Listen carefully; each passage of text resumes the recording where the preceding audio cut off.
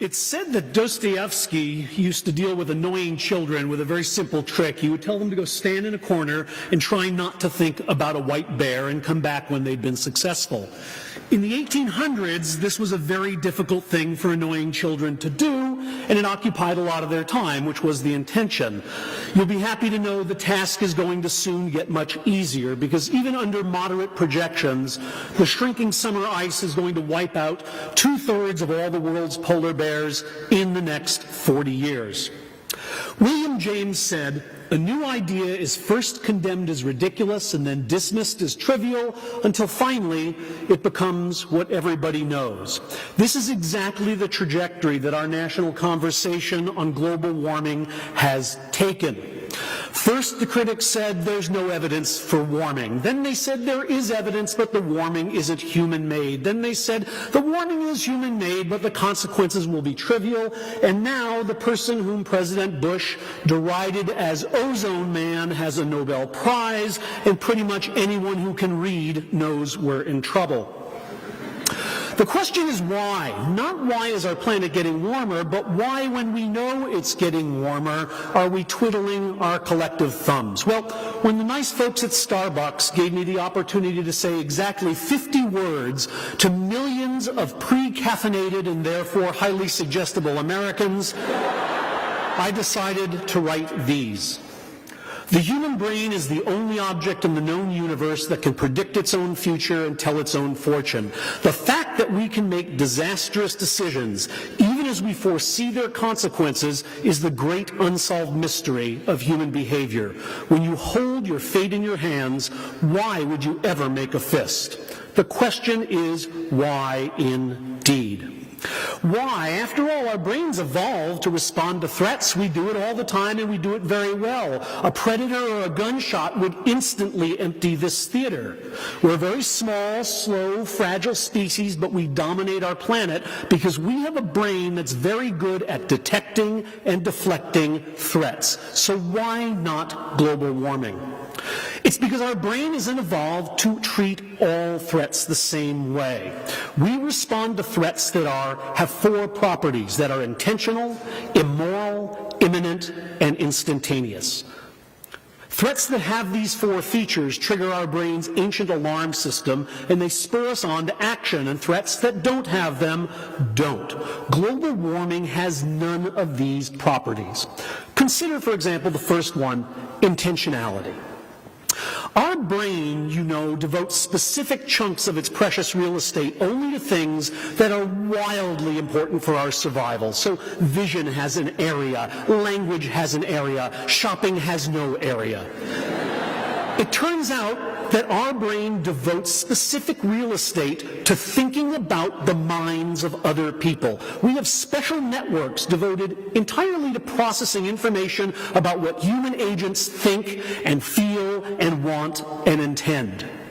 Indeed, some scientists believe that our need to understand the minds of other people is actually what drove the remarkable, unprecedented growth of the human brain in the last 2 million years.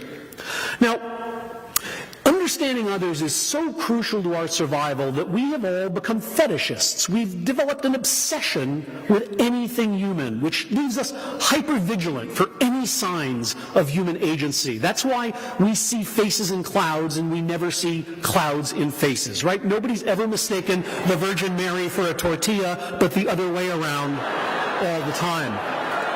Now, our obsession with things intentional explains why we worry more about an underwear bomber, annual death toll 0, than about influenza. Annual death toll in America, 40,000 people. Why? Influenza is a natural accident. Underwear bombing is an intentional action. And the smallest intentional action captures our attention in a way that the largest natural accident just doesn't. You know, if this airplane had been hit by lightning and then crashed into the World Trade Center, none of you could tell me the date on which it happened. The fact is, global warming isn't trying to kill us, and that's a damn shame.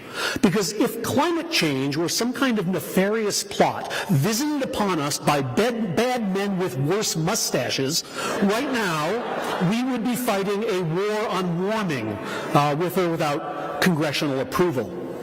Now, the second thing about global warming, the second reason that it doesn't put our brains on orange alert, is that it doesn't violate our moral sensibilities. It doesn't cause our blood to boil, at least not figuratively, because it doesn't confront us with anything that feels repulsive or indecent or impious or disgusting. Moral emotions are aroused by the kinds of things that the brain has been concerned with for millions of years: food and sex, not atmospheric chemistry. And that's why every society has elaborate moral rules about who you can kiss and what you can eat, and none whatsoever about when you can run your air conditioner. Our brains respond to violations of these moral rules with feelings of alarm and disgust, and those feelings compel us to action. If global warming were caused by gay sex or caused by the practice of eating puppies, Americans would right now be massing in the street calling for its end. The third reason that global warming doesn't ring our ancient alarm is that it's a threat to our tomorrow, but it's not a threat to our evening. Like every other animal on this planet, we respond very well to clear and present danger. Our brain is essentially a get-out-of-the-way machine that is constantly surveilling the environment, trying to find things out of whose way it should right now get. And that's why we can duck a baseball in milliseconds. Now, brains did this for hundreds of millions of years after they appeared on this planet. That was their primary job. And then very recently they learned a new trick. They learned to make predictions about the future. In other words, they learned how to get out of the way of things that are not yet coming. This new talent is wonderful, but from nature's point of view, it's still in beta testing. It's still in the early stages of R&D.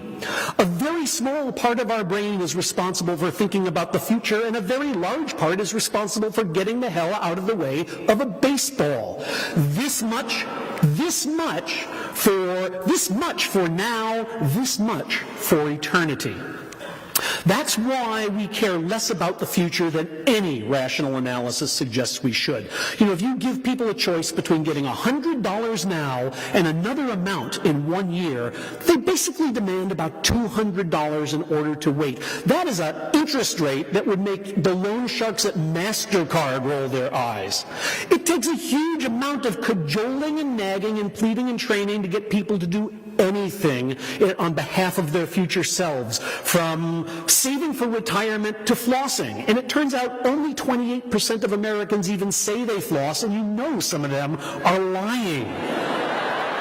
The fact is, if the polar bears were going to be extinct Friday, you would be hanging out with them instead of me. The fourth feature that global warming lacks is this. Our brains are extremely sensitive to changes in temperature, weight, pressure, sound, light, all physical dimensions, but the rate at which things change makes a big difference. If the rate of change is slow enough, changes go undetected. Beware, young men, beware. Changes like this happen one hair at a time, okay? There is no day in which you wake up and say, I'm a bald man. In fact, if you don't have a spouse to inspect you, you might never actually realize it happened. Now, we accept these gradual changes we would never accept if they happened abruptly. If I'd woken up one day without that and suddenly looked that way, I would have gone running to the nearest hair club for men begging for plugs. Okay? The fact is that we accept changes that happen slowly, changes that we would never accept if they changes that happen slowly that we would never accept if they happen quickly. Many environmentalists say global warming is happening too fast. No, it's happening too slowly. It's not happening nearly quickly enough to get our attention. The impurity of our air and our water has increased dramatically in my lifetime, but we all tolerate it because it's happening one day at a time. There are warnings today: don't eat fish, don't swim